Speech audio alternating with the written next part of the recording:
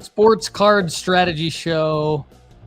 Paul Hickey with NoOffSeason.com. This is the show that helps you make money flipping sports cards, whether it's to fund your PC or make some more money for paying off your mortgage or taking your family on vacation or whatever it is that floats your boat. But today we've got 4 men in. We've got myself, Paul Hickey from NoOffSeason.com. Lefty McKee from Just Breaks. Chad Guell, also from NoOffSeason.com, and Duke Denny One-Time Dodson from Graybo's Sports Cards. Graybo's Sports Cards is a local hobby shop owned by Gray Burnett, Ryan Fitz, and our guest today, Duke Denny One-Time Dodson. It's located in the Arts District in Richmond, Virginia. Graybo's sports the best selection of raw and graded singles in the Mid-Atlantic and a wide variety of wax. Now, listeners of the Sports Card Strategy Show can receive a 10% discount on any purchase at graybos.co. Just enter the code STRATEGY2023. Graybos will begin breaking 7 days a week on one of the major platforms in June, so stay tuned for that news. Definitely follow all of Graybos news and updates on Instagram at Graybos_cards. So, Duke, Denny One-Time Dodson, tell us real quick the discount code. One more time, 10% at graybos.co, strategy 2023. That's correct. Is there any case that the listeners have to worry about? Does it need to be a capital S? Does it need to be all lowercase? Yeah, capital S and the rest lowercase. Strategy 2023, and there's no limit. You can buy as much. You can wipe us out of inventory here if you want to. 10% off. Do that. Strategy with a capital S, because you got to bring it strong at the top. So remember that. Strategy with a capital S 2023. That's the promo code at graybos.co. We need all of you to use that because we really need to show Graybos that this sponsorship is working for them. It helps all of us, right? It helps the Sports Card Strategy Show. So if you want to do something to help us all out, use that promo code strategy capital S 2023 at graybos.co. And we love you. So here's the promo code one more time. Get 10% off graybos.co, strategy 2023, capital S. Don't forget to get unlimited personalized advice as well at nooffseason.com. So unlimited personalized advice at nooffseason.com. Now part of the Sports Card Investment Report, our premium package. We've revamped the package. Lefty has helped me with some ideas. So is Chad. We're revamping the premium package at nooffseason.com. Unlimited personalized advice to help you build your sports card investment portfolio. Now get a free 30-day trial at nooffseason.com. Everybody definitely check that out. We've revamped the website a little bit. We'll talk a little bit more on today's show about that. And before we get into L of the Week, we've got some fire in the comments already. Oh, my shoes is in the house, of course. Good morning to Shoes. We love you. We don't take you for granted. I don't say of course because I'm taking you for granted. I say of course because you are the man. When we were in the waiting room, waiting for Lefty to join, Chad and Duke and I were talking about Shoes and how awesome he is. So we love you. Always the first one in. Brian Steeler 714, another loyal audience member. Good morning to you. Evan Bell in the house, another contributor to nooffseason.com, as well as a loyal audience member. Mr. Ryan Borusky, you all know him as well. This is like an all-star game. I agree. All-star game. I'm just the announcer. These guys are the actual all-stars. So let's get into them. All right. So L of the week, Lefty, I want you to lead us off with your L of the week. You're up first, man. Dude, L's of the week. What a sensitive topic, first off. I'm just going to send it. I'm sure it is Chad's L of the week, too, because we talked about it. But John Morant can't stop pulling guns out on social media. That is an L of the week. He went to counseling. He went to don't do this class, blah, blah, blah. And then finally, he looks like he's going to be fine coming back to the Memphis Grizzlies. And then they exit the playoffs and he's splashing guns on social media again. I'm like, this is why he probably went to Murray State, like why there was character issues in the first place, like I'm just like, brother, you've got so much money on the table. Don't do this to yourself. So that's an L of the week for Ja, L of the week for us, because most of us are really high on him if he's on the court, so it's like his off season is not started off with a bang. But I also was rooting for the Sixers. So L of the week, another L of the week is that Maxey got bounced from the playoffs.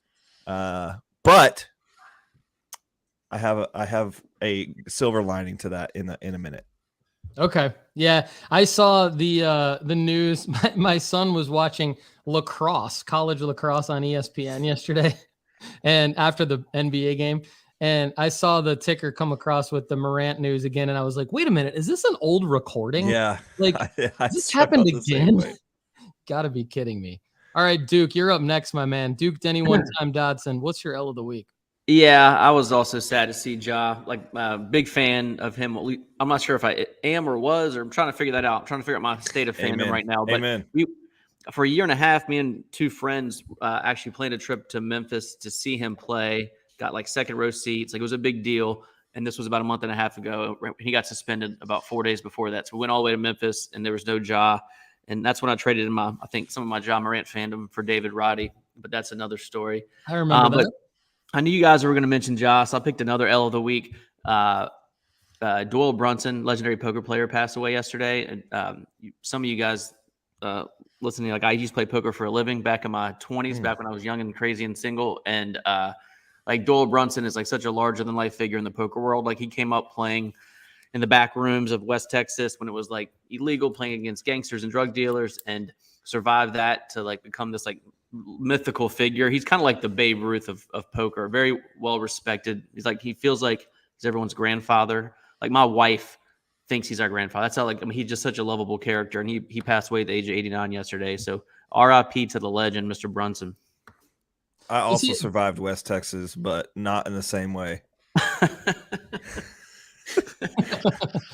Does Brunson have any cards, Duke? Are you familiar? No, but I really, this morning I was thinking about it, like, who would be the chase if like a set of poker cards came out. It would clearly be him, and Phil Ivey would be like the two biggest chases probably of all time. So he would be one of the dudes. Was there not an Allen and Ginter card of him? You know what? I don't know. Actually, I have one of Jimmy the Greek. If you know who that is, they made an Allen Ginter card of him. It's got a piece of his like suit in there, like a patch. I have that, but I've never seen a Brunson card. So Jimmy the Greek was like the odds guy on like, was it ABC Sports or something like that, ESPN maybe for a little while. I'm not sure how long. Correct. Yep. Yeah, that's cool. So I know you're like, I don't want to say you're a big sports betting guy. That might be hyperbole, but I know you put out some content around like the Kentucky Derby, so how'd you do? Like, how are you doing on your wagers these days? Are you placing anything? So, how'd you do with the Derby and stuff? Completely whiffed on the Derby. Completely whiffed. Like, I listen to all these podcasts. I have a bunch of friends who are really into it, much deeper than I am, and got a bunch of advice. Had like bets set 7 different ways, and not one of the bets included Mage, the horse that won. The Derby is a big crapshoot with so many horses. Some of the other races are easier to handicap. I think most like sports handicappers and horse guys just think of the Derby as just like playing the lottery. It's wide open. But okay. I did better in the NCAA tournament. Had a big NCAA tournament, but have struggled since then in the sports betting arena. Okay, so did you have a bet on Game 7 yesterday? I did, yeah. I'm a Celtics fan. We'll get to that in a second when we get to the W. I'll be easy if on my guy here who's written for the Sixers. But had the Celtics bet a couple different ways to win the series, win that game. But L also was the Suns losing to the Nuggets, because at the beginning of the playoffs, I had the Celtics over the Suns in the finals. And so I was sad to see the Suns go away. Yeah, Borusky is the Sixers. He's the Sixers guy, so we feel for you. I got some good news for you. Okay. You want to do it now or hold it for the... Yeah. Just show it real quick. Okay. There it is, brother. Denny one time. They're out there. They're out there. Brunson, double signed rookie auto out of 99. They are out there, brother. Look at this one. Check this one out. That just screams West Texas. Oh, that's cool, man. I bet you I can't believe these are actually on the market right now. I bet you they get snapped. I'm gonna buy one now while we're sitting here. There, boy. Awesome. I had to Lefty. just let you know. Thank you. Appreciate that. Way to pull it up. All right. Chad Guell, new audio from Chad. He's got the headset on. Courtesy of Paul. Yes. Let's go. Yes. Oh my gosh, that sounds so crispy. We love Chad. Like everybody loves Chad. But like Lefty and I were talking offline the other day, and Lefty's like, "Can we get Chad a mic?" And I'm like, "What do you mean? I like that he's screaming into his laptop in his office. That's part of his charm." So I texted Chad. I'm like, "Hey, maybe pick up one of these on Amazon. Happy to buy it for you." He's like, "No, I got it." So he ordered it right away, of course. So looking good. Got it on Saturday, and for anybody that knows me, I talk loud no matter what. So you could scream into that. That's fine. We would all. Southern Soccer Idiot's in the house. He says Doyle Brunson's true rookie cards were stone tablets. Love it. True story. Right. Okay, Chad, what's your L of the week, man? Well, Lefty and I talked. It was definitely John Morant, but I did have another one lined up before that. But with just so everybody, all the viewers can know and feel my pain, I've got a couple of hundred John Morant rookie cards in my PC, my personal collection, which you'll see coming out in the Super Collector episodes. I don't generally, when I put them in my personal collection, the reason I have so many cards is because I don't sell them then. My personal collection is separate from my flipping cards. I have two different piles and stuff. But in my personal collection, according to Market Movers, my John Morant cards 2 years ago were worth just shy of 10 grand. Last year, they were worth about 3,500. And this morning I looked and they are down to about $1,400. So that is a huge L. Should have got out of them a long time ago. But like I said, when they go into my personal collection, my PC is my PC. I don't touch it. I just hoard. And you funded it anyway through flipping. So in a way, it's not. Yeah, I don't. I mean, truthfully, I don't own them for anything. But anyways, my true L of the week, Lefty will feel my pain on this one. About a year ago, Lefty and I were talking about our sleepers coming into the NBA season this year, and we both were loving on Nick Richards, being a Kentucky fan. And so I went and I bought a Nick Richards auto for $5. Had it graded for $20. So I got $25 in it. I've had it on eBay. It came back a PSA 7, so that's the first L.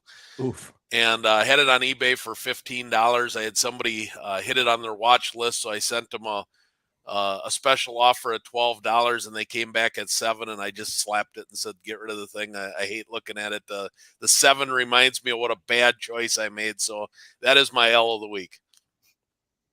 Yeah, I bought 3 of them at $5, and I didn't grade them, but they're still sitting right here next to me. I can look at them, and I'm like, man, tough call. It's that prepaid legal hat. This is what happens to me as well, where I can't stand looking at a card after a while, and so I just get rid of it, and then it's an L, and I'm impatient. So I might have bounced offline there for a second, guys. So I apologize if I missed something. But Greeny Green's in the house. He says he hates the Sixers. Borusky with this might be this feel. Borusky has like these pun jokes, I feel.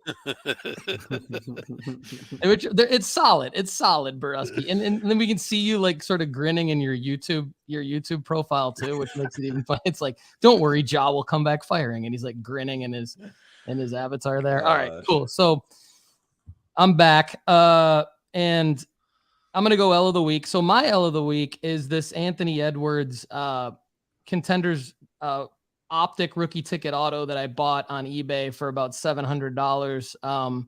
Came back a PSA 6. Oh, I think because there's like some surface damage on it. It's going to be impossible to tell from what I'm doing right here, but in the top, like by where the ball is, there's like a little almost pin poke of sorts.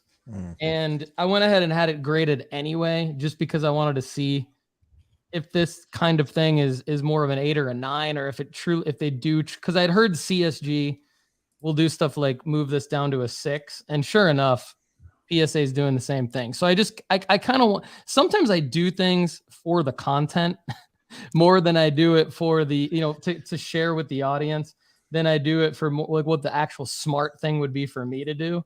And in this case, I decided to go ahead and do it, but it is an L because I just don't know we'll see. Like if I list it in October, which I think is the time to list basketball cards still, then maybe it sells for more than I bought it for, but I think either way, it's going to be a wash. Shoes says giveaway time. It could actually. So I'd like the audience's feedback on this because Duke and I have been working on the premium pack. So I wanted to give this a quick little shout out here on the show. This is a box. If you go to nooffseason.com now, and you'll see that we've revamped the sports card investment report for premium members. Part of what you get now, if you stay subscribed past your free trial period, is you get this premium pack from nooffseason.com and Graybo's. So Graybo's is contributing hobby packs, retail packs, slabs. There's some hits, a lot of graded singles that are pretty cool. They shipped them to me over the weekend. Several $1,000s worth of inventory that they've contributed to the premium packs. And the only people that are going to get these are the premium members at nooffseason.com that stay subscribed past their free trial period. So, anyway, Shoes saying giveaway time makes me think, like, what do you guys want to see in these? There's going to be some hits, but I would think that if you were to get a card like this in like for free in your premium pack, that might not be a bad card to pull. So anyway, we'll see what I do with it, but on to happier things here. Lefty, why don't you share your W of the week? Well, this is a good one for me. I said that an L of the week was Ja Morant, and I talked about the Celtics beating the Sixers in the playoffs. And so as you guys know, I had two, for me, they were two big maxi autos. And I needed/wanted to move at least one of them before the offseason. I'm fine holding Tyrese Maxey because I like who he is. Like I'm a fan of him, and I'd be fine holding it forever because that's how much of a fan I am of him. But I wanted to sell at least one of them during this postseason so I could flip one of them. And I flipped one of them, at the death, basically. So I bought it for $500 March 15th, sold it for $650 on May 12th. Made almost, I think the 12 to 15% turn on it in 2 months. And this was a card that I bought from Texas Roadshow, so I was pretty excited to shout them out as well. So thanks, Krim, for the great deal. And then I sold it for $650 very quickly. The story, though, of it is kind of funny. So I get this offer. I've been getting offers on this card pretty regularly. It's only pop 2, and it's a beautiful card. And so I get them pretty regularly, and this guy reaches out and goes, "Would you do 520 or would you do 530 or something like that?" And I was like, "No, I think I'm just going to hold it because I was going to try to flip the other maxi card and potentially hold this one just because of how cool and rare it is." And he was like, "Okay, well, would you do 540?" And I was like, "No, dude, I think I'm just going to hold it. If you're not going to pay full price, I'll just hold it." And I'm talking to Chad, I think, as this is happening. And then all of a sudden the guy's just like, "Okay." And then just pays full price for it. He doesn't even come back with another like higher one. He's just like, "All right, I'll give up. I concede," and then pays $650 for it on eBay, which ends up being like $690 with taxes and fees. And I'm like, brother, you could have, not that this, I'm glad he did it, but he could have like walked me up, I guess, a little bit. And he's just like, "Oh, would you take $120 less than you're offering?" No, dude, sorry. "Okay, I'll just pay full price." Love it. Okay, so ended up pulling a turn on it. Not as big of a turn as I wanted. I originally had it listed for $750. Ended up getting $650 out of it. But it was a good off season or a good postseason play, especially right before they exited the playoffs. Yeah, this one made me happy too, that you can still buy a graded card and then flip it within a 2 to 3 month window. I think there's a lot of people that have like shared the sentiment recently that that's really, really hard to do. And I think it is. I mean, I think it is. It's hard. It's definitely not the easiest thing to do, but Lefty made a great play here and got some profit from it. So good work. And I think that, when you pick the right player and you have the right, we've always talked about this, Lefty, like it's got to be the right card. Like this particular card, Red Wave auto. So it's a variation. It's not the base Contenders Optic rookie ticket auto. It's a Red Wave. It's kind of a color match with the Sixers, right? Because of the red. And then it's a PSA 10. So it's like and it wasn't that much more. You didn't pay more than I did for the variation that I bought from Farmer Mosaic Joe, FMJ, at Culture Collision. Mine was a variation too, but it wasn't the red color match. So it's like it's getting more and more difficult to make these plays, but you can still do them. And so good work. I don't know. I think maybe like I like the anecdote about the guy who just like paid full price after making the offer. And I want, like, to me, my version of that would be like I would be like out with the family on a Saturday, like doing something, and then like if I had to go to the bathroom or something, I'd get the eBay thing back from you, and then I'd just be like, F it, I'm going full price because I got to go back to the family and I just want the card. Yeah, that's what I assumed. Like something like that. So yeah, we had responded in the chat, and then there was like 10 minutes of silence, and then I was like, yeah, Chad, I think I'm just gonna pull this one off eBay because I kind of want this one as my PC. And he was like, yeah, special card. And then like 2 seconds later, I was like, never mind, somebody just bought it. So anyway, I'm sad to see it go because of how cool it was, but I'm excited to make a turn on it. So, all right, before we go over to Duke, Brian Steeler 714 looks like he has a W of the week, but he needs us to maybe solidify for him that it was in fact a W. He says, talk me off the ledge. I sold my Endy Rodriguez gold auto at a show this weekend. $1,200. Was this too low or too soon? I had $400 into it. I'm pretty happy, but wanted your thoughts. RPO in the house says, congrats on the sale. Never have regrets on profit margins like that. Yeah. Lefty, what do you think? Well, I sold my raw, and I'm assuming this is a PSA 10 because of what you got for it. If it was raw and you got that for it, dude, laugh all the way to the bank. But or if it was a raw and you got that for it, great turn. But my out of 25, I sold at the beginning of the season for $1,200. So this was an out of 50 if it's a gold. And unless it's a sapphire, then it could have been an out of 99. But either way, the great turn because it's half of the rarity of what I sold it for with the same price. So, man, I think you should be thrilled. I think that's the point of sports cards is especially in this show, is we turn cards to benefit your life. Yeah. And Indy is going to be a great player. There's going to be other opportunities to buy back into him, I imagine. So I held one card. I sold everything but one card. So, and mine's a Bowman Chrome auto, just regular. So, yep, it was a 10. Great work, Brian. Great work, Steeler. Great win. Never feel bad about taking the profits. If you use it to fund your PC like Chad does, or if you use it to fund your life more like I do, then either way, no judgment. Good for you. Good work. All right, Duke, W of the week, man. What do you got? Well, I was happy about the Celtics, like we said, but I don't want to rub it in Mr. Brusky's face or anyone else's. So I'll glance over that subject softly. But my W of the week was the Commanders officially sold. We knew it was coming, obviously, but being in Richmond, we're 2 hours away from DC, and so a lot of Washington football fans here. So we're pretty heavily invested in a lot of the Washington guys. I'm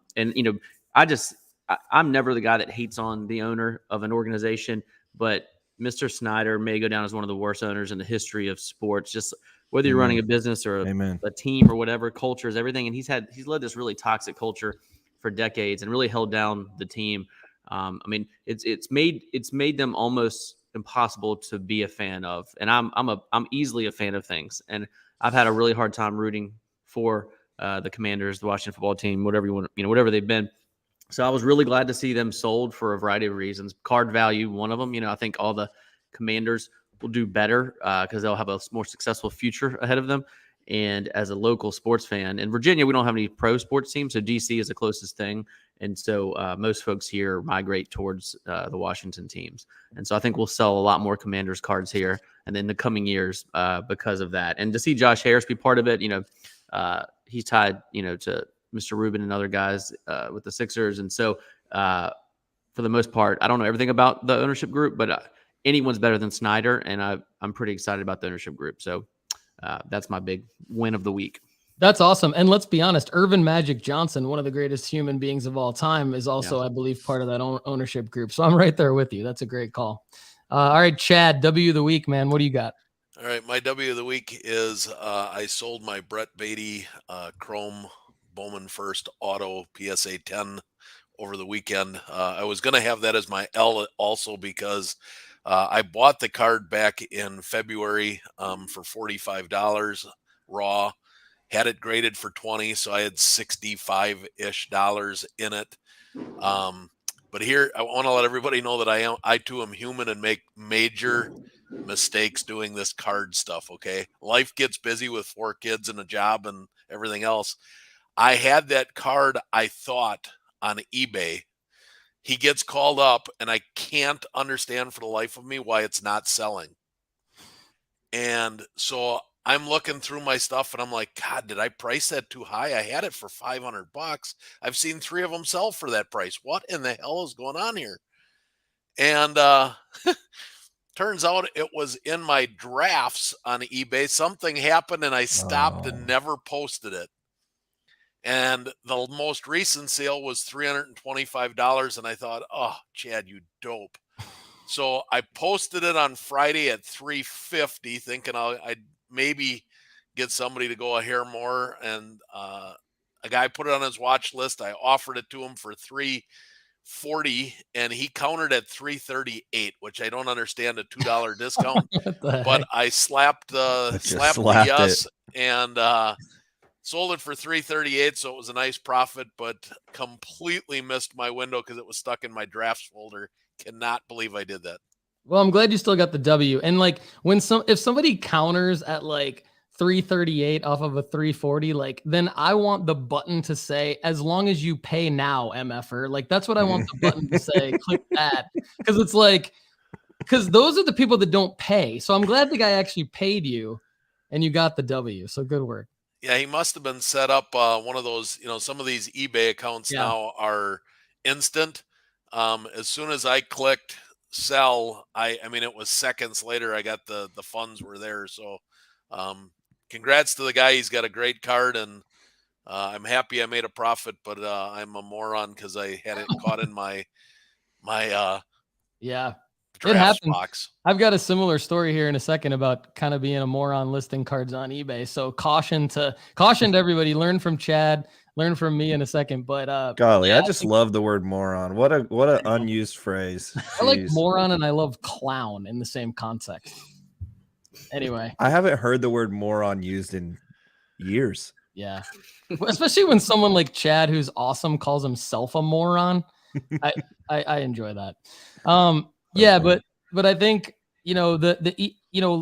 last week we learned from Chad that people at PSA listen to the show. I wonder if people at eBay are listening to the show because we talked a lot about the whole situation where they should make it be an auto payment after something like that happens. And so I've had that happen to me. I think it must be in beta or something. Like it's live, but it must be also in beta because like I've had that happen as a buyer where it I'll put in an offer and then as soon as it's accepted, I'll get 2 emails from eBay. One that's like offer accepted and one that's like order verified, you've been charged kind of thing, which is great. Like if I make an offer, like that's what I'll pay and I don't need to go in there and click pay again.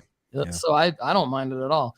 All right. So my W of the week is I subscribed 3 more times to Sports Illustrated for Kids. Let's go. I figured out how to do it. I thought, I'm going to need to find 3 other addresses because it was weird on their website. And I tried to go do it a few weeks ago and it didn't work. And I thought maybe it's because it's the same credit card. Maybe it's because it's the same mailing address. They don't say anything about limits per mailing address and anything like that. So I just tried again the other day. I'm writing an article for nooffseason.com about why you should subscribe for Sports Illustrated for Kids. So check that out later in the week. A little preview of it here in a second. But I was able to go subscribe 3 more times, same credit card, same address, same email address. There's no login to manage your subscription. So basically you just track how many times manually that you've subscribed. So I've subscribed 4 times total. And here's why. Basically, this is my Victor Wembanyama submission results. So I got 3 7s, I think 3 6s, 4 5s, 4 4s, something like that. But these are all of them. And I'll give more updates on that in a second. But the 7s are going to be huge. The 7s are huge. The 6s are semi-huge. The 4s are a little bit of profit, maybe 20%. It's all profit. It's all going to be profits. This is going to be a future win of the week on the show. That's why I'm not giving all the details now. But here's why. Like, coming up next, I assume in Sports Illustrated for Kids should be cards for Bronny James, Arch Manning, and possibly Connor Bedard. So I could be wrong, but I'm hoping that with my 4 subscriptions, I would now get, amongst a bunch of other junk that I don't care about, 4 cards for each of these 3 guys, hopefully, and some other amazing athletes that I don't even know about yet, and not have to go out and pound the pavement for my, for them like I did for the Victors. So I don't know what you guys think about that, but what I was going to say is, to Chad's point about listing things wrong on eBay, I thought what I did, and then I double checked myself this morning and I didn't do it, but I have 2 Victor PSA 7s, which are, I think, going to be huge money. I think they're going to be around $1,000 each. I'm $700 total into the Wembanyamas. When I sell one of the 7s, that should more than cover all of the rest of them. But then I have a 3rd 7, but it's a miscut. So I have a few of them where if it's clearly cut off up, down, then they grade it the same grade that they would, but they put an MC on it in parentheses for miscut. Chad tells me that a miscut is typically 2 grades lower. So if it's a 7 MC, it's should price out around 5. A 5. I thought what I did was I quickly listed all of these amid all the other stuff I have going on in my life. I quickly listed them on Thursday or Friday. I thought what I did was I listed the same 7, even though I have 2 7s. I thought I listed the same 7 twice, which would have been bad, I think. Not that I couldn't have gotten the buyer a 7. Like, that's not the issue. Like, I could have gotten the buyer a 7. But if I list the same 7 twice, I think that could run into problems with the eBay authenticator, because I think the eBay authenticator would see this serial number is different than the serial number on the sale, or the PSA lookup number, rather. And so certification number. So I was a little bit worried for a second, because once you get bids on an eBay listing, you can't change anything about it, really. So I was worried for a second, like, crap, I've got 5 or 6 bids on this card that's going to go for over $1,000. I'm going to send it to the authenticator. That's going to be this weird thing with the certification number.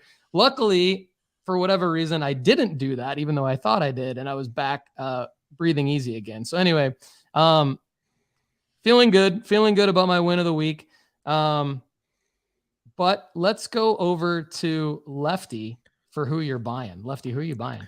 Well, I just want to point out that my Sports Illustrated for Kids came in this weekend, and just like RPO says, Angel Reese was in this month's issue, which I think is going to be an awesome card. I mean, she's a winner, and she's going to go to the WNBA, and it's going to be awesome. So I was excited to open it up, and what's funny is I feel like they put the cards further to the front than they normally did. I don't know if that's a thing or not, but I feel like it was like 3rd page. Boom, there's the cards. They're in the front. They're in the front now. I feel like when I was a kid, they used to be in the middle, but I don't remember. I don't remember. But I don't know if that's strategic or not. But I feel like we're probably not the only Joe Schmoes around here. I literally read every single page of this because it's nostalgic for me. Like, I'm just like, man, the little guy, the cartoon in the back, like I used to like whoever does that. I want to meet you because I just have loved you my whole life. So anyway, if Lefty, you're I'm so sorry. I got to interrupt you real quick. okay, I'm so sorry to do this. You're good. You're good. RPO was pumped about Alyssa Thompson, who was next to Victor. So RPO, this is for you, RPO, real quick. So I did grade my Alyssa Thompsons. I got like a couple 7s. So 7, 2 7s, 1 6, 2 5s, 1 5 MC, 1 4, and 1 4 MC. So RPO, we'll see when I list those Alyssa Thompsons. But for those of you who don't know, Alyssa Thompson was the #1 overall pick in the NWSL draft. She's a freaking stud. So Alyssa, another reason for SI for kids. She's a stud, bro. But that's another soccer strategy show for another day. But you should all be buying her for sure. So there we go. All right, sorry to cut you off there, Lefty. No, that's okay. I am buying. I think now is a great time to buy O'Neal Cruz. We've talked about him quite a bit, but now he's out of the media. He broke his leg. He should be back in about August. He's still that guy. The Pirates are a team that are worthy of looking at. I think they are I know they're overproducing. They're actually over the last I think 9 or 10 games, they have the worst run differential in baseball. So they're not going to be the Pirates that we saw the first month. There were 3 or 4 teams that just exploded out of the gate. Rangers, Pirates, the Rays. And there was a couple teams that you were looking at like, are these frauds or are they not? I don't think the Pirates are going to be one of those teams at the end. The Rays are obviously real. The Rangers are doing some things that I didn't even expect. And then you're seeing the Pirates doing some things, and like Connor Joe's cooling off a little bit. Reynolds has his money now. There's some injuries, they've got some pitchers problems. So I just think that there's some guys there that are not going to make the playoffs, but are still worthy of an investment. I think O'Neal Cruz is one of those guys. I also would take a little bit of peek at Nick Gonzalez. Not that I'm going to invest a whole lot of money in him yet, but we've talked about him a long freaking time ago, and then he just fell from grace. So there could be an opportunity to buy back into him because the Pirates are in a situation that they're in. I'm still buying Spencer Jones as Chad waves at his motion light. That's like my favorite part of every show. I know, me too. That's my favorite part. Thinking of the over-under games we could have on this show now. When Chad just goes, oh, yeah. How many times is Chad gonna wave at his light? But I'm buying Chad. I'm stocks up on Chad. I'll just put it that way. Yeah, I want to buy Chad. I want there to be I don't want a big league. I thought about this last week. I don't want a big league card.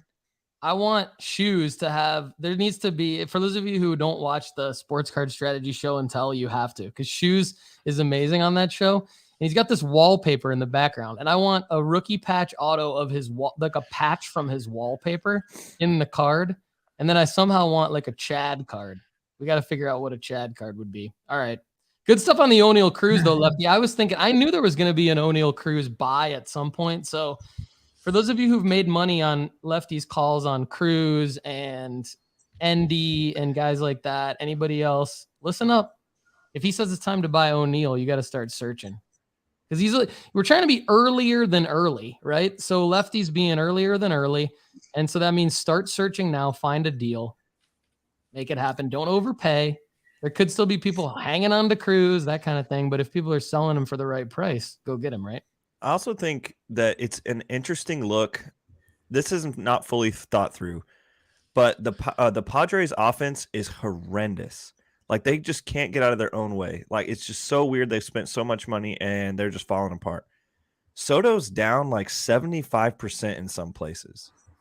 Like, Juan Soto, guys, is down 75%. Now, some of that is coming off of the bubble. We've talked about this. But I think it's a card worth buying. He's still elite. So yeah. Interesting. Yeah, Nick Gonzalez too. That's an interesting name. All right, BM in the comments. Craig's Cards 11 in the comments. We're going to get to you. I'm starring your comments. We're going to get to you during the audience Q&A section. So thanks for the questions. Anyone else dropping them in this this episode, we'll get them We'll get to him in the audience Q&A section. So we got to get to Duke Denny one time Dodson for who he's buying. I'm super intrigued who Duke's buying.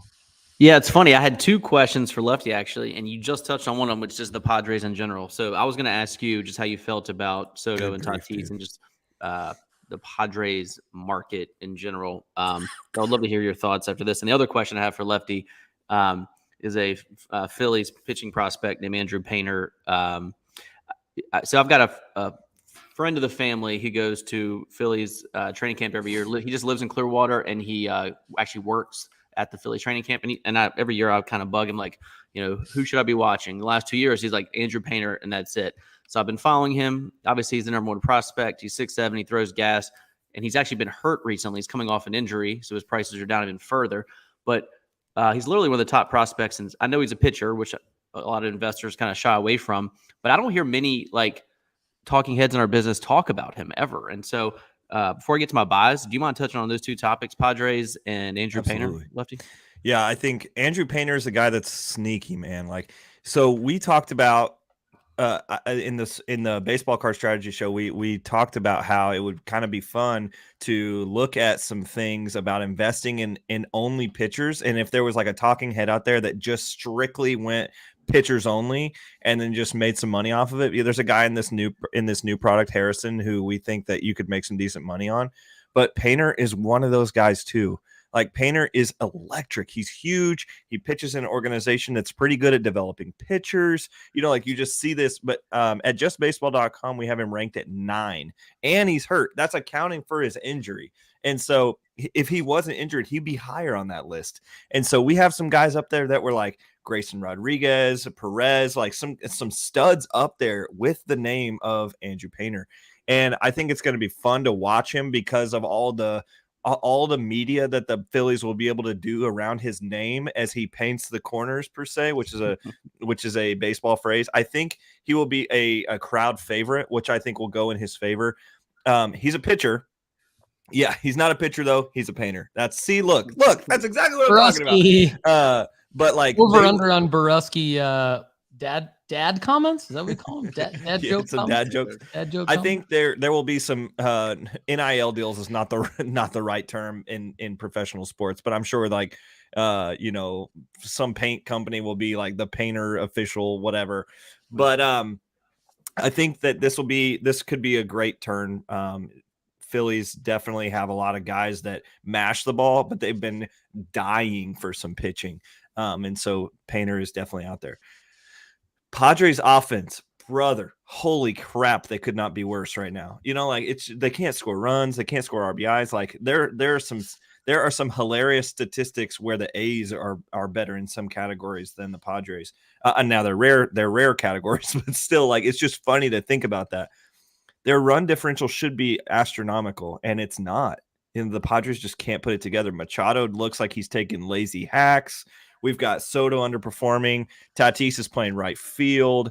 I mean, Kim is doing his best, but it's does he deserve? There's just a lot going on. Tatis, I think, out of everything, I think you still should be buying Tatis and Soto because these guys are still studs, and they're underpriced from where they were when this team was really performing well. I think there's still time to right the ship for the Padres.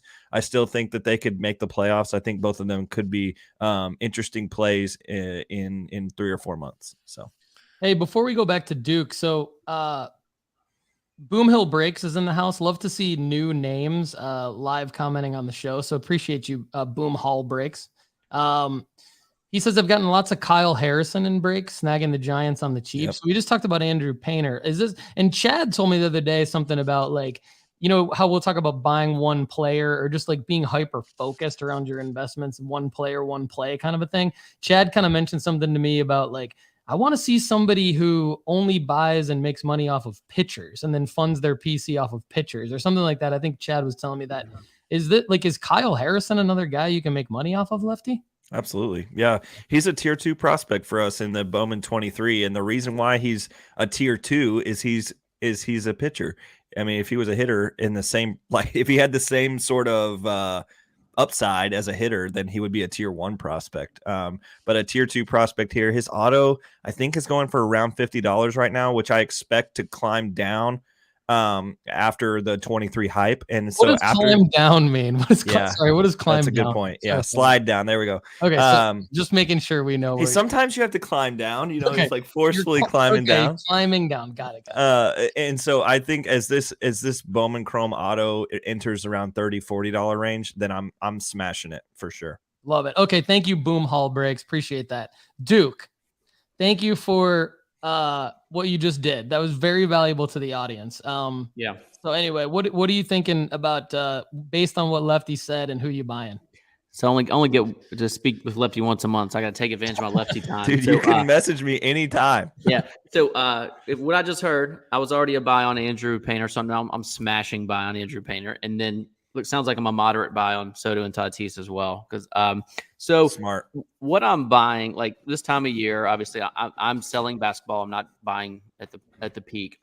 I buy baseball here and there, but really football, quarterbacks, what I've been looking at, and especially over the next month, I'll buy a ton of football. And just on a higher note, like zooming out, like looking at the industry, what I'm bullish on long term is three trends. I would love to kind of plant my flag and say, I told you so in 10 years is one is like football just completely overtaking the other sports in popularity. As the reason why when I say folks like me getting into business again is like folks like in their 40s, dads, if you ask all my 45-year-old dad friends what they like football, they like golf.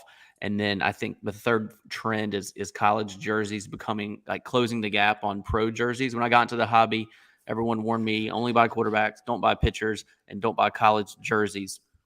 And in football specifically, I think there are a lot of college football fans that would pay as much or more for like a Bryce Young Alabama jersey than a Bryce Young pro jersey. And there's a lot of, and I would used to say the same thing about basketball. The only problem with basketball now is the really good players only stay in college 1 year. So you don't grow as emotionally attached to them in their college jersey. But there's some that when you think of a certain player, you'll think of them in their college jersey first and their pro jersey second.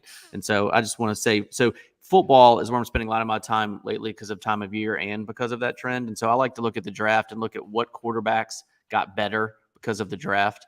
And so the three guys I'm looking at in that category are Jalen Hurts, Trevor, and Justin Herbert.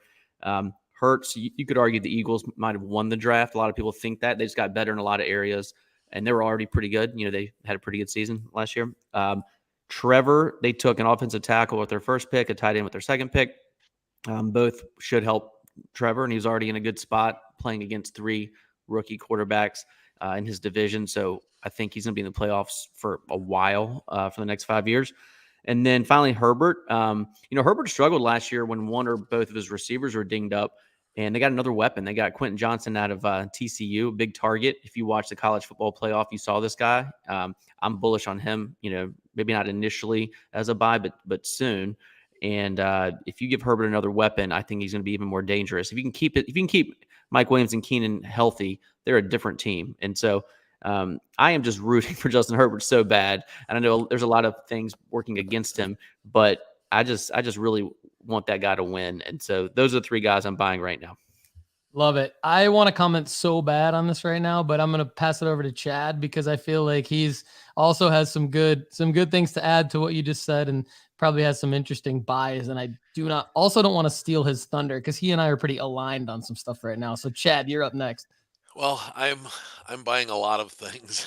I'm not laser focused. I'm like a squirrel. I'm all over the place buying, as you saw from last week's show and tell video with that was a week's 10 days worth of buys. I'm a hoarder, so I'm buying all the time. There's a lot of cards. But the two things that I want to focus for the show, one is quarterbacks. I just released that how to buy for Jalen Hurts cards with a bunch of different plays on it. As I mentioned in the show, I do what I write. So I just bought 20 Jalen Hurts silver concourse rookie base, ungraded cards to send into PSA on the play that I wrote. Look for more quarterbacks coming this week for with plays like that. Quarterbacks are definitely the football players to be buying right now. But then from baseball standpoint, all but forgotten about Curtis Mead. I was extremely high on Curtis Mead coming into this year. He got hurt. His cards are down 60% right now. This guy can play ball, and he's on a franchise that's known for bringing prospects up. I just bought this morning on the way to work. Hit it. You shouldn't be doing while you're driving, but I did.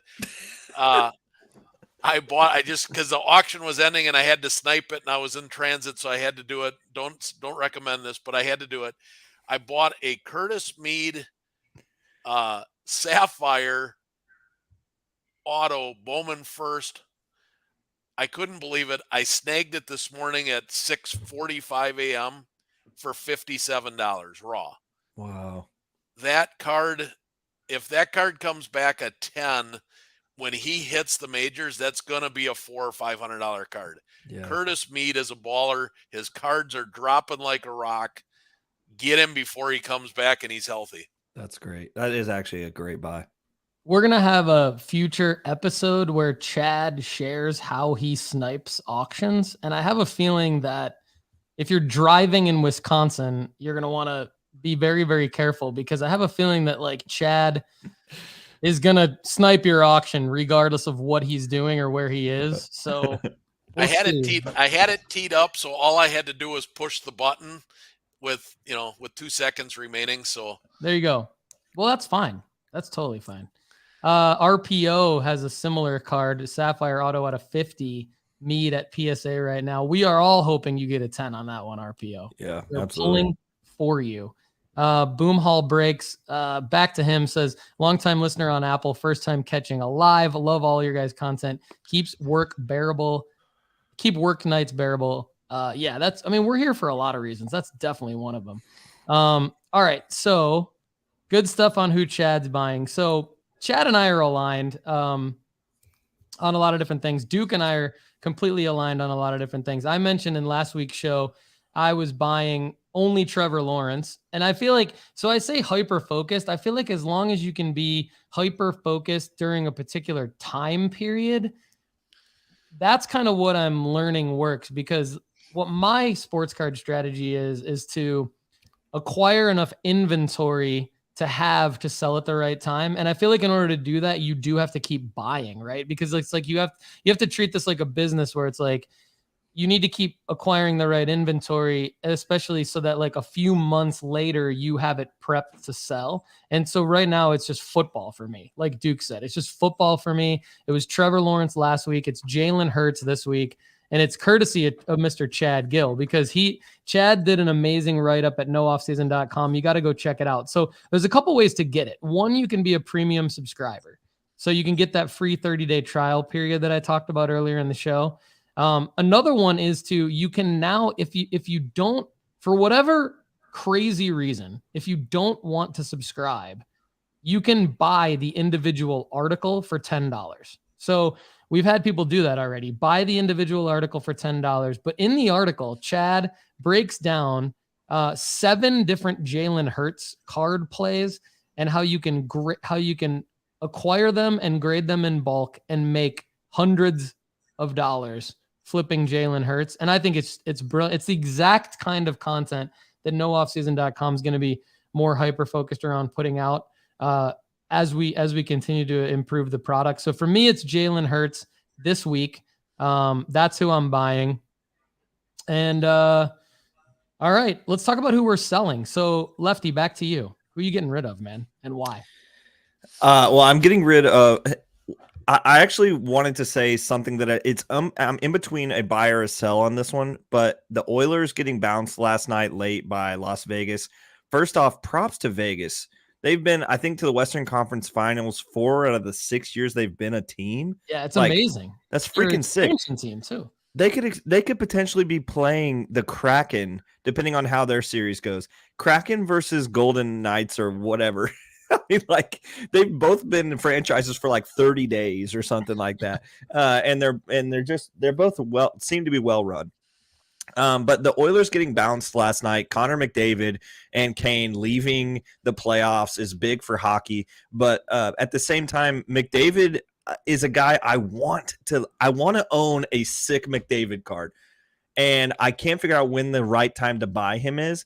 And so maybe now is I'm entering a window where I can find a sick Connor McDavid card. Maybe I'll be poaching for one of those at the National or something like that. But the Oilers getting bounced officially makes it 30 years since a Canadian team won the Stanley Cup, apparently. So I'm not super big into hockey, but if I was, I would have been a trivia question, I would have said it's probably less than 10 years since a Canadian team has won the Stanley Cup, and it's been 30 apparently. So that's pretty wild. I'm obviously speaking from something that I don't have a whole lot of competency about, but when I see Connor McDavid get bounced in the playoffs, I'm a little sad because I'm a guy that tunes in. I'm a guy that just tunes in for the playoffs to watch what Connor McDavid is going to do, and he lost. So anyway, I'll just leave that there because I'm speaking from inexperience, and I don't like to do that a whole lot. But I think we could be entering a time of buying Connor McDavid this offseason. So additionally, who I'm selling is this is kind of crazy, but I'm selling every Ranger I have right now. Like Josh Young should be on every market that you ever have heard of because this guy's destroying baseballs. I would sell any of those guys. They're peaking. They're scoring a bazillion runs a game. It's incredible. DeGrom is not healthy, and still this team is just mashing baseballs. They're winning big series. They're winning series against teams that they should beat. And that's the sign of a good ball club. If I had a Bruce Bochy auto, I would sell it right now because this guy has turned this team into a championship, at least a championship capable team. Yeah, like contender. The fact that we have at least a positive percentage on making the playoffs now is it's just fun for me to watch for a guy that's obviously loved my Rangers my whole life, but I have to be a smart sports card investor and sell all the big autos right now. All right, good stuff. Duke, who are you selling? I'm selling NBA guys that I think are going to lose this series, and so this is kind of their peak. And so that, to me, I think the Celtics are going to beat the Heat in 6. I think the Nuggets are going to beat the Lakers in 6. And so I'm going to sell who I used to call Jimmy Buckets. I guess now they call him Hemi Butler, which I love. He's him. I think Jimmy Buckets has had an amazing playoff run, and he's never really gotten the love in the hobby. He's actually getting it right now, and his values are pretty high. So I would sell all of him and any other, Bam, any other Heat that you may have. And I also would sell probably any Laker not named LeBron. I mean, you could sell LeBron, sure, but I mean, what he does or doesn't do in this series isn't going to do much for his value. If he happens to win another championship, obviously that probably would help. But other than that, if you're a LeBron guy and you want to hold him forever, so I'm not going to blame you for that. But if you have any of these other Lakers, AD, Rui, Austin Reeves, like any of these guys, I would probably sell now. And a quick plug. I know you're a big Wembanyama fan. We're getting a case of Bowman U Inception this Friday in the shop. And so I just want to know any sports card strategy listeners, you get 10% discount. I think we're going to sell them for $229. So you would get 10% off that. And that's shipped, tax all included. So a little over $200. There you go, Chad. Sold. All you have to do pre-selling, just DM us on Instagram or just shoot us an email, info@graybos.co. All right. So strategy 2023 with a capital S. I'm going to double check that, Paul, the strategy 2023 thing, because we set it up yesterday at like 7 p.m., as you saw. So I think the capitalization I said is right, but I'm going to double check that. Sounds good. If you DM them, just say that if you heard this on this show, say that you did. And Shoes wants one as well. He dropped something earlier in the show about how he's excited about this product. So that's awesome that you said that. I agree with everything you said, by the way, on the NBA guys. Chad, who are you selling? First of all, Denny, you shouldn't have enough in stock for us sports card listeners, strategy show listeners. Let's hit Duke up and get this case gone, because man, for a flip to fund your PC, that thing, when they hit that secondary market, that 229 is going to be 500 instantly. So let's clear let's clear out the Duke and make sure he needs to order another case right away. God bless you, Chad. Yeah, I'll pay full price. I want Yeah, one. For full price. I'm serious, Duke. I'll hit you up after the show. I want 2 boxes. You got it, bud. Anyways, my sell of the week was going to be one thing, and now after some idiotic comments last night, I was messaging Gary, and Gary and I were talking last night. Joel Embiid, sell everything you got on Joel Embiid. What an idiot! I mean, did he really make those postseason comments? Moron.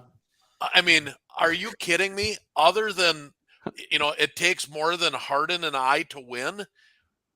Maxey carried his ass through the first round of the playoffs. What is he Let's talking go, about? Chad. Let's go. What is he talking about? That if that comment does not crush his value in the NBA, I mean, that's a Harden type comment. I would have expected that from Harden or Kyrie Irving. That's toxic. That's not a leader. That's not a league MVP. Can they take his MVP back?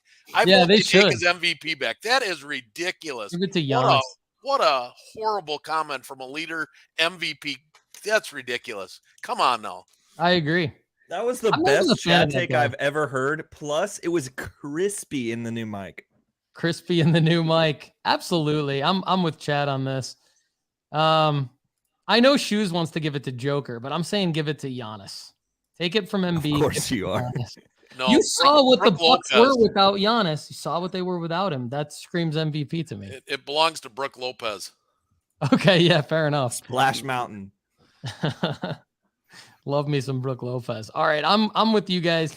I'm gonna go out on a limb here, and I'm gonna say sell Jason Tatum, but based on the data specifically, his 2017 PSA 10s, his rookie year PSA 10s, because if you look at Market Movers, and you can get that first month for only $1 at marketmoversapp.com. If you use the promo code no off season, and you've got like his main PSA 10 rookie cards are all up significantly. 58% on the select 2017 concourse, 19% on the Prism Silver PSA 10, 16% on the Donruss base, and 13% on the Optic Red and Yellow. And so if you own those cards specifically, those prices are up in the last 14 days. Dude just dropped more than 50 in a game 7. I don't care if you think he's going to win the NBA championship. That's fine. But like these 4 cards specifically, I just don't see going up more than dropping 50 in a game 7. Like to me, the dropping 50 in a game 7 to get into the conference finals might equal winning the NBA championship in terms of like a crescendo for some cards. I guess you can't really go wrong though, because it's like if you want the money, sell it. But if you want the cards, it's fine holding too, because it is Tatum. Like this guy's not done doing spectacular things. But for me, that's what I would do if I had these cards, because you all know me. I'm not necessarily trying to hold cards. I'm trying to move through them. So if you're trying to move through them, get money for whatever reason, fund your PC, fund your life, I would sell those Tatum cards. All right, we're going to get to some show questions. What's up? For anybody, I always say sell before the event happens. Yeah. If you wait and you try and time it and Tatum gets knocked out in game 7, you lost your opportunity. This week is the week to sell. I don't care who makes the finals. This is the week to sell either team. Yeah, I agree. And then the other thing, I'm glad you said that, because you kind of made me think of this. I also wanted to say this. So I think that like Farmer Mosaic Joe and our play that we made at Culture Collision, where he was selling me the Maxey, speaks to me as to something that probably needs to start happening if you want to make money flipping cards. I think you need to think about leaving meat on the bone for people. I think Farmer Mosaic Joe left meat on the bone for me. And that's why I purchased the card. Now it didn't work out for me in that play, but I think that like for the last couple of years, people were trying to make money on the event. But I think that the market and the sports card, hobby has realized that if you want to make money, you need to buy before the event, like Chad's saying, and then sell before the event, which actually means that for people like us, we need to sell when there's as much hype and meat on the bone at the same time, which is earlier. That's why I'm listing my Wembenyamas now and not waiting for the draft, because I'm leaving meat on the bone for the people that want to make money buying now and then flipping on draft night a month from now. So, and luckily for me, the draft lottery is tomorrow. So like I'm getting that, getting that hype as well. But anyway, we'll talk more about that later. We got to keep moving through the show.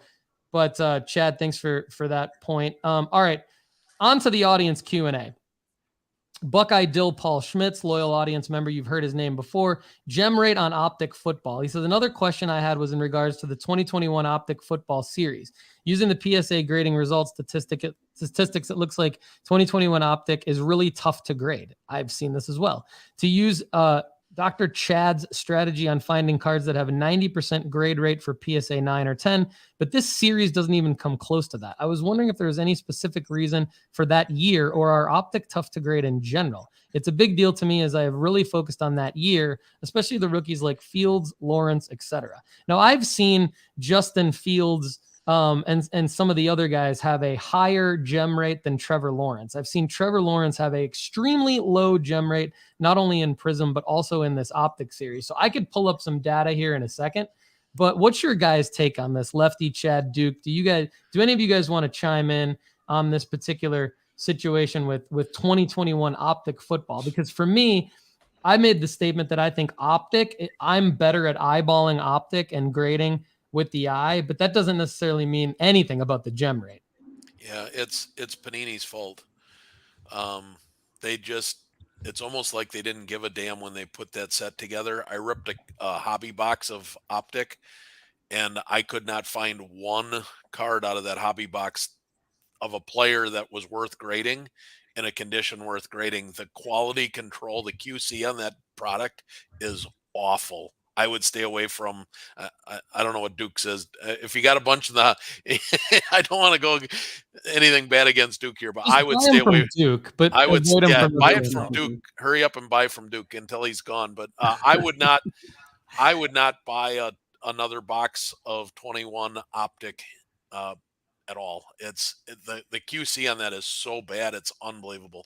Hey, Chad, I've found this gemrate.com, and I'll just throw out some stats from it. But if you have a better resource, please let us know. So like Trevor Lawrence, okay, Don Russ base, 60% gem rate. But then when you get into the Optic, it's like 11 on the Optic Hollow. That's crazy. Yeah, it's the Optic that I'm talking about, not the base. Yeah, Purple Shock Optic, 13% Trevor Lawrence. When you get into Justin Fields, I think they needed to clean their roller because the print lines and the smears and the smudges and the smattering, I think it had something to do with the rollers weren't clean when they rolled that sheets down the line, because the centering isn't bad. It's the surface that's just awful on the Optics. Okay. And so, but Justin Fields has a higher gem rate than T-Law. Like T-Law is under 15% for every Optic card, which contradicts everything I talked about last week, but I still kind of like it as a play just because I like Trevor Lawrence that much. But I think that Justin Fields has a higher gem rate. His is up, depending on the card, between 30 and 50%, which is where you want it. And then if you go back a year, you got Jalen Hurts, like buy Jalen Hurts, right? I mean, 52% Optic Hollow gem rate from a year, from the year prior. It's that way across that. And then Burrow, Burrow and Hurts are more expensive, significantly more expensive on these cards than T-Law and Fields. But the gem, if you're going to do the bulk mass grading play, definitely Buckeye Dill's onto something here. So, Chad, do you have a resource for like gem rate? What do you use? I go right to PSA.com. I look up the pop report. Okay. And because I've found gem rate data. If you're in this business and you haven't used gem rate's a great guy, great website, updates his stuff regularly. Does a monthly report on all the grading companies. But I like to see the full picture, so I go right to PSA's pop report. I pull up the card I'm looking at, and then I can see how many across the board there are, and I do my own math. Yep. Gem rate, if you're looking for a partnership with the Sports Card Strategy Show, email me at paul@nooffseason.com, because we're going to be using your data more and more, my friend, with the Chad Guell and Paul Hickey mass grading, acquire, and grade plays. And I know Lefty's done the same thing. All right. How did you tear your Wembenyama SI Kids cards? This is from Brian Whitmer. Yes, I have submitted. So there's no special tricks. I was nervous about this. I'm not going to lie. For those of you who are new to this content, I bought magazines. I bought like 4 magazines off of Amazon. I bought several off of eBay. I think in total I had like 7 magazines from the February-March 2023 edition of SI for Kids, or February-March, I think it was. Victor Wembanyama and Alyssa Thompson were the cards in there. So what I did was I carefully tore the cover off first. And then, to Lefty's point, the cards typically are on like the 3rd page. I then very, very carefully, so as to not bend the entire sheet of cards, tore the staple, like just got rid of tore the card sheet off. So like, it's a full sheet. It's not just the 8.5 by 11, but it's connected to the back part of the cardboard. So after the cover came off, I'm like tearing each page out of the magazine off of the staple. So I'm not like ripping it out. I'm like pulling it carefully off of each staple. So I did the same thing when I got to the card sheet, but that's where you have to be careful not to bend the card sheet. Once and the reason why I didn't cut the card sheet out is because then there's less room. Then you're only leaving yourself like a couple centimeters of room of perforation. And the Wembanyama, I believe, was on the far left in the top left corner. So had the Wembanyama been like in the center, I probably would have cut the card sheet out and not ripped it from the staples, if that makes sense. And I want to take this question on the show so I could explain it. So I took, it depends on where the card is, but I ripped the staple, I ripped it off of the staples, and then I had a full sheet. Then I just bent the perforation over and over and over again until it was as loose as possible. And then I just like spread it out flat on the desk, made sure like the desk was clean, made sure my hands were clean. Didn't wear any gloves or anything like that. Just like had clean, dry hands, clean, dry desk. And then just once the perforation was just as loose as possible, then I just, with both hands, just separated it like this. For those of you listening on Apple and Spotify, this is going to suck. But I just separated my hands, and then it just came apart, baby. It just like butter, just came apart. And I just did that on all the perforated edges. The Wemby was up at the top, so I didn't have to worry about the top. It depends on where the card is. But I think this is a good question because I was nervous, but it didn't affect any of my grades. It actually worked really well. So hey, real quick, Paul, I made a mistake. Years ago, I thought I didn't like the perforation, so I thought I could get it cut. I used the scissors and cut one out and sent it in for grading. I got a 1.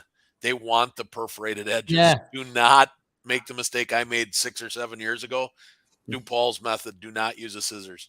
Yeah, they want the perforated edges, and that's why these cards are so hard to grade. Like, you're not going to get a 10. I'm super happy with the 7. I think one of our audience members, his name is escaping me right now, but he's a stud. He did this play even before I did, and he got some SGC 9s. So if you see like the sales of the SGC 9s, those are him. I believe a PSA 8.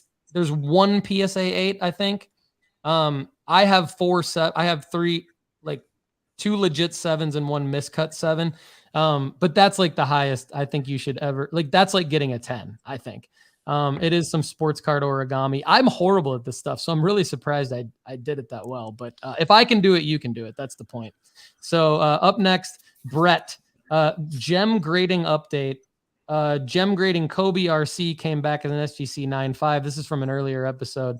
I don't think the other cards will pass through. Based on Chad's Durant card, with PSA and my results, it begs the question, is SGC more lenient on card sizes? Have you, Chad, or any listeners had any experiences with SGC being less strict on card size than CSG, PSA, or BGS? I think this is the punchline of the question. I just want to skim to make sure I'm not missing anything, but let's pass it over to Chad. Chad, do you have an answer to this one? No, I think they're all very similar. I've actually had cards that have been they've come back as too small, and I've tried BGS, I've tried PSA, I've tried if it's a card I really wanted, I've actually gone through all four. Just recently, I had one and it failed all four. I've got $100 in grading fees now and shipping because I tried. I really wanted this card bad. It's a 1960 Frank Robinson card. And I really wanted this card slabbed because I thought the thing had a chance at a 10. Well, the reason it had a chance at a 10 is who was that footballer that showed that trimming episode? It probably came Evan Mathis. Evan Mathis, yeah, it probably came from him because the edges were perfect and it's too small. So I don't know if any of them are more or less lenient, but I think they all use the same exact grading scale or statistics. So I don't think so. Okay, so the other half of this question from Brett, and chime in here, Lefty and Duke, if you guys have anything to add. But the other half of the question I think is interesting. When you submit multiple quantities of the same card, more than 3, he's referencing, are you decreasing your odds for multiple gems or even multiple mint 9s? Oh. Chad's Nanette says no way at PSA, right? Nanette. No, because I've had it where I've been doing this 20 card submission that I've let all you guys in under the tent on here recently. I've been doing that for 6-7 years now. And there's times where I get 18 or 19 10s, and there's times where I get 18 9s.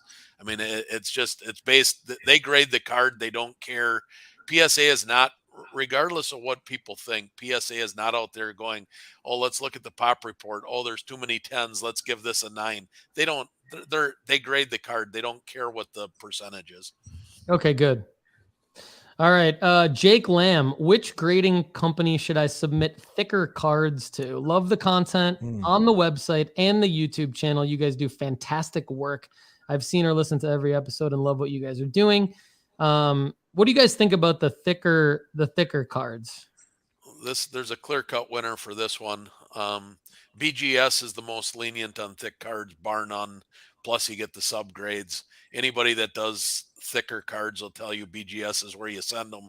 However, I still send them to PSA because I'll take a grade lower, because a grade lower at PSA generally sells for about the same as a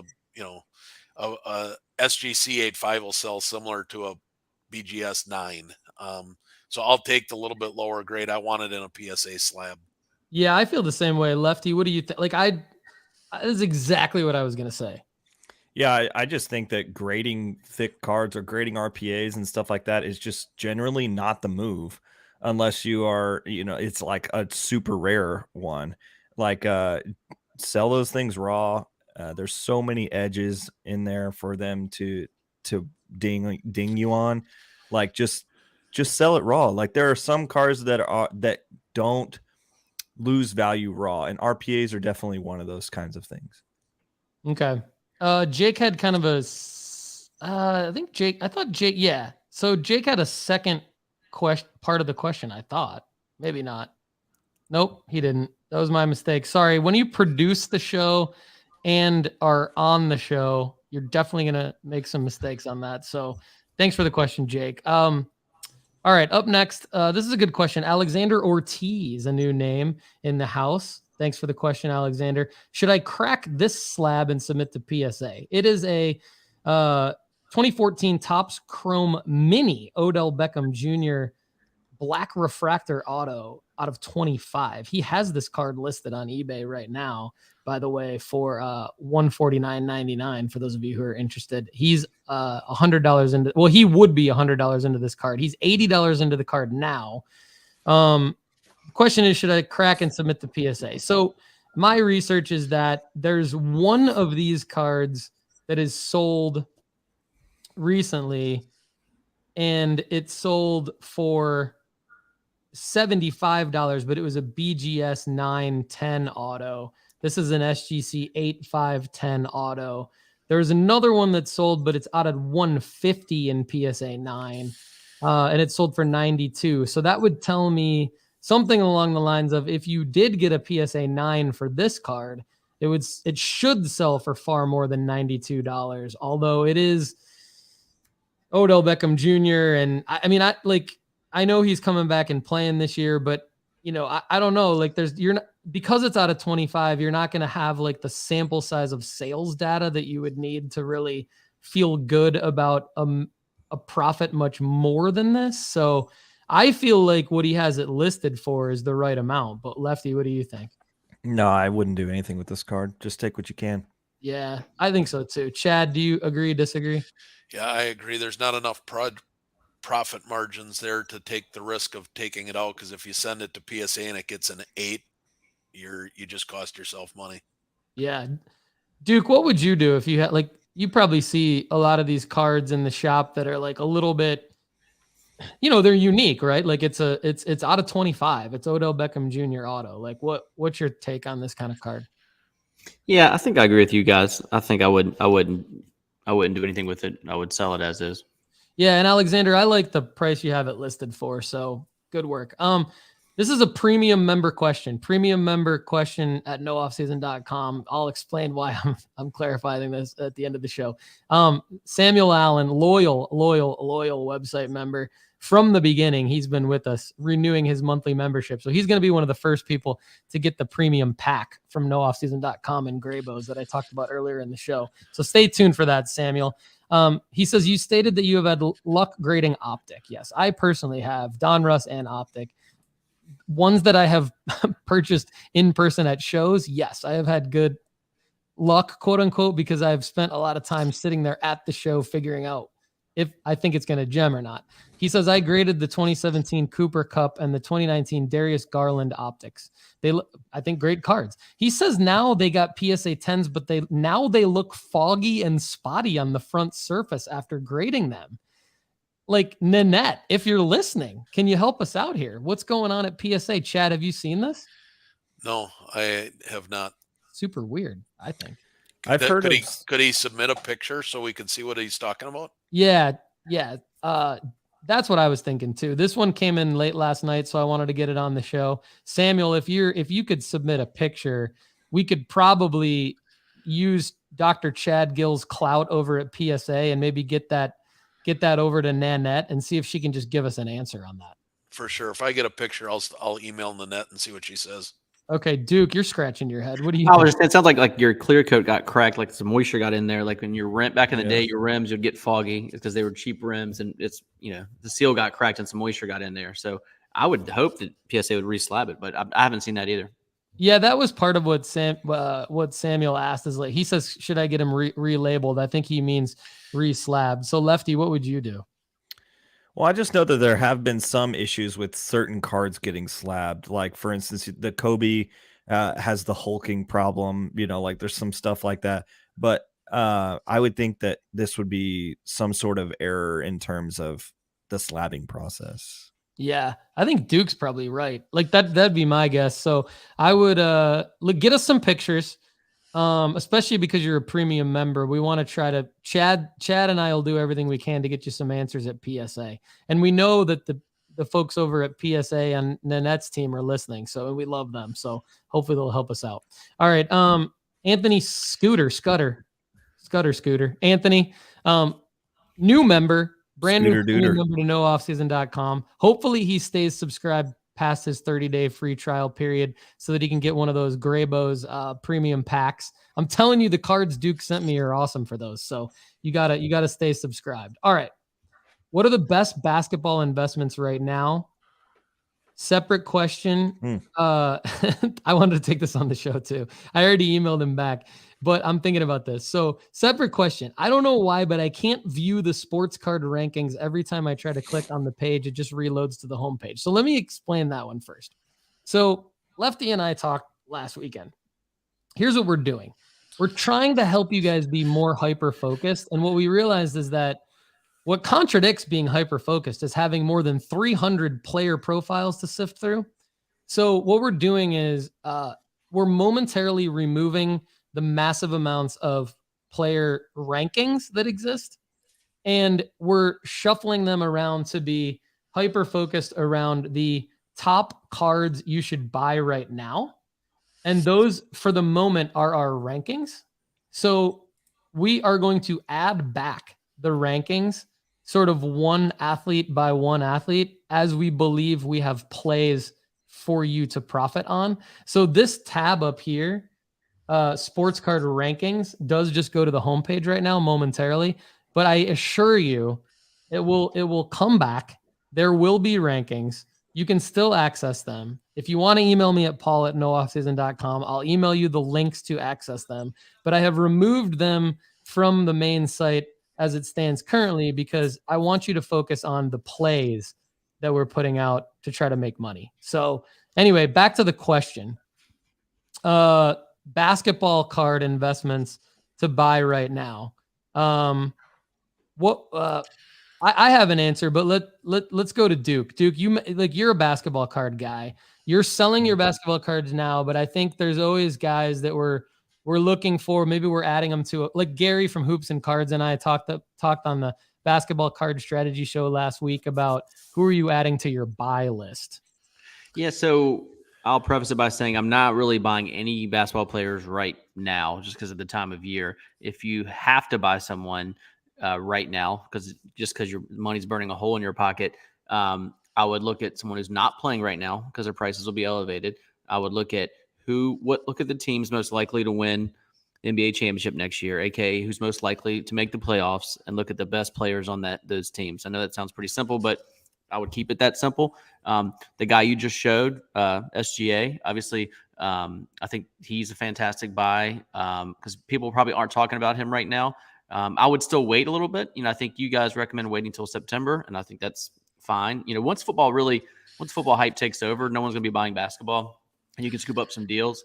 But the Thunder are a really interesting team, a lot of young talent. I would look at the draft, whoever's going to get Vic, whoever's also on that team will probably take a step up. And so that's how I would look at it right now. Yeah, I think SGA is a great call. He's the one basketball player we have listed right now in terms of his Prism Silver. Names that come to mind that I'm not necessarily saying go buy right now, but that could be in the wheelhouse of what Duke's talking about would be Giannis, would be maybe LaMelo Ball. But I like SGA just as much as any of those other names. LeBron, even though LeBron's still in the playoffs, like I don't see his pricing like exploding to where he wouldn't be a buy right now. I think he's a buy in the sense that like if you can go to my slabs and filter by rookie SGC CSG graded cards and find a crossover grading play at the PSA, specifically LeBron is a great athlete to do that with, because regardless of what happens, like his card value is still going to be whatever you sort of spec it out at now or over the last few months. So Borusky says, would anyone take a risk on a Morant card? I would say I would fade Morant now, honestly. I would until he drops way down. Like if he gets down to like 50% of value or something like that, I think that's some distressed real estate I would pick up. Like I'm certainly not going to hop into him this week, but when everyone's down on someone, there's opportunity and there's value. And unless you think he's never going to play again, like he'll probably get some kind of suspension. He'll probably need to sort some stuff out. But think about John Morant 3 years from now. You don't think he's playing in the NBA. You don't think he's playing in the playoffs. Right. So I would say wait a little bit. I think his prices will go down this time for sure. That's a great point. And probably the same thing could be said for Zion, like go where they ain't, right? I mean, it's a good New Orleans team. Where's Zion been? There's the injury risk, but it's like you have to think about if there's deals on Zion now, and rest assured there'll be an analysis on this at nooffseason.com to clarify. But if there are deals on a player like Zion now, and that he's not going to do anything over the summer, maybe hopefully come back and at least be there for opening night in October, and that's when you sell him. So we're all about just trying to help you make money and not necessarily have to hold the guy forever. So I like. What do you guys think about Chet? Was Chet a buy right now? So me personally, I would rather take the character risk of Morant than the injury risk of Chet or Zion. I thought Chet was too flimsy, just visually looking at him, and like a Greg Oden type risk. That being said, to me, he'd be a short hold. So if OKC gets another draft pick and they've got Chet, SGA, Giddey, I mean, that's a really quality team, and I think they'll have a lot of preseason hype around it. So if I'm buying Chet, I'm buying him like a NFL running back, meaning I'm going to buy him in the dead of the offseason and sell him the first moment of hype that hits him. Yeah. I'm not going to keep him 10 years. I'm going to keep him 3 months. Yeah, that's I'm what buying I'm everybody saying. like that. Yeah. Couldn't it be like Chet's people are gonna be excited to see him play since he was so hyped, and I don't think he's gonna play in the summer league, but I don't know, it just seems like a good buy. I like it, Lefty. I think that there's got to be some research to be done around Chet to see what the deals are. I know more and more of his investable cards are coming out. I see prices that are pretty high, so I would caution everybody on the Chet and the Banchero and the Mathurin, although there's got to be plays in there somewhere. So if you can find, we'll try to help you find the plays, but I like the experimentation of the Chet call. So we'll see. Lefty, while we have you up on the screen here, BM. God, I just hope that doesn't stand for bowel movement. I just can't think of anything other than that when I see BM, but BM, thank you for watching and commenting.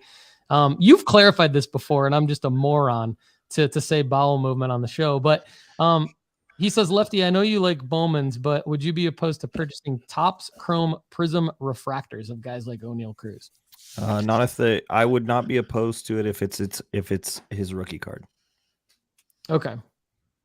Craig's Cards 11. Good morning, everyone. Lefty, have you been up to watch the Louisville Bats? That would be down for Lefty, I think. I would be up for me because I'm in Nashville, but whatever. Craig's Cards, we love you. They are loaded. Lefty's thoughts on McLean. He doesn't get the love the others do. McLean got called up this morning, so McLean is going to be playing for the Reds. So he is instantly a sell. But I have not watched the Louisville Bats this year. It is technically up for me. It is. My geography sucks. I'm a moron. But it's close. It's like up and over, more over than up. Okay. Yeah, I love. We've talked about this Reds farm system in our baseball card strategy show. Like, they are stinking loaded, and he's completely correct. This Bats team is ridiculous, and they've got prospects all over the system that are investable. McLean is probably my least favorite of all of them, but he's a sell today. Well, and I know that Chad's sitting there drooling at Craig's Cards 11's profile picture there. It's the Elly De La Cruz auto. I think it's out of 199. Is that a speckle refractor, Lefty? Yep. Yeah, nice. I'm learning. All right, RPO Sports Cards. Question based on Mead. Would the buy base Omen, Chrome, and bulk and submit to PSA move be a potential play right now? Yeah, No. if you have the money. No. Chad says no. And here's why. Because the base Chrome first right now, raw, they've dropped so far that the raws are selling for $2-3, and the PSA 10s, buy all the 10s you can because it's cheaper than grading. Right now, the 10s are selling for $10 to $12. Oh, I was reading this as autos. Sorry. No, not autos. Autos, yes. Autos, no for the base Chrome. Okay. Now we're on the same page. I was if you're bulk submitting a bunch of $30 to $40 Chrome autos, that could be a real big win for you. That could be a win, but no, the base first right now are raw are $1, $2, $3, and the PSA 10s are only selling for $10 to $12. So if you can get them for $10 a piece, stack, go stack 10 or 20 of the at $10 a piece. You're not going to lose money on a Mead PSA 10. They can't get any lower than that. Chad, while we've got you on the screen, Scott Lawrence, welcome to the show, Scott. He says we are 6 weeks into baseball season. Who is Lefty buying after seeing some of the players start the season? But we'll have Chad, you answer first, then Lefty. I'm buying Elly De La Cruz in anticipation that he's going to get called up probably before the All-Star break. I am buying Curtis Meade because of his injury. I am buying Jordan Lawler because of his injury. Those are the three that I'm probably focused on most. But I've spent more money on Elly De La Cruz in the last 30 days than any other player of any other sport because his PSA 10s are so cheap right now. I only have 3 autos of his, but I'm buying the paper first editions. I'm buying the chromes, and I'm getting them so dang cheap right now that I anticipate I'm going to double my money the week he gets called up. Love it. Lefty, anybody else? I mean, Elly's a great buy. I don't understand how people don't have him ranked number 1 prospect. Like, if they're like MLB, you should be listening to me right now. There's 2 problems I have with your new ranking that came out yesterday. You don't even have Spencer Jones in the top 100, and he's ranked 3rd in Yankees prospects. Stupid decision by you. Second decision is you have Elly at 4. Are you even watching? Are you even watching him? He had 4 at bats in 1 game where he was over 117 miles per hour exit velocity From each side of the plate. Yeah. He's going Oppo Taco with 117. That's better than major leaguers. How can you not say he's the number 1 minor leaguer? Only 2 players in history have ever had more at bats with 115 mile an hour exit velocity, and one of them is not O'Neal Cruz. There you go. How can you not love this show? That's what I want to know. Come on, Chad. You got me fired Passion. up. I love the passion. All right. Duke, what are your parting shots for the show, man? We're wrapping it up now. I'm going around the horn. You first. Really enjoyed this, guys. Thank you for including me. Andrew Painter for president. Let's go. All right. Chad.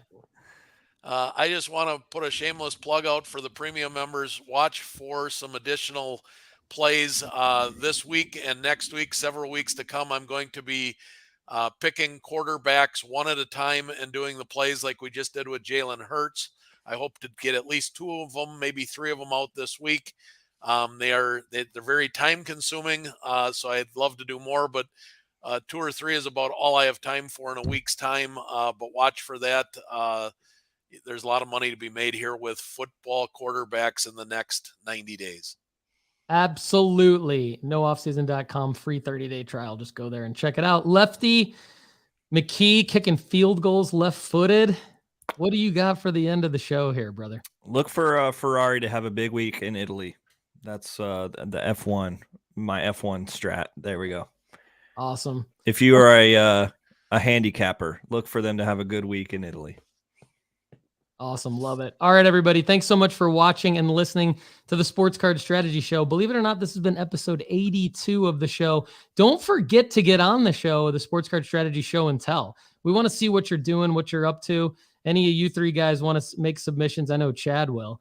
But any of you in the audience, the thousands, the tens of thousands of you who are listening in our massive, massive, amazing audience, please email me at paul@nooffseason.com and I will absolutely get you on an episode of the Sports Card Strategy Show and Tell. Everybody, thanks so much for watching and listening. Go to graybos.co and use the promo code STRATEGY2023 with a capital S to save 10%. If it doesn't work, DM them on Instagram.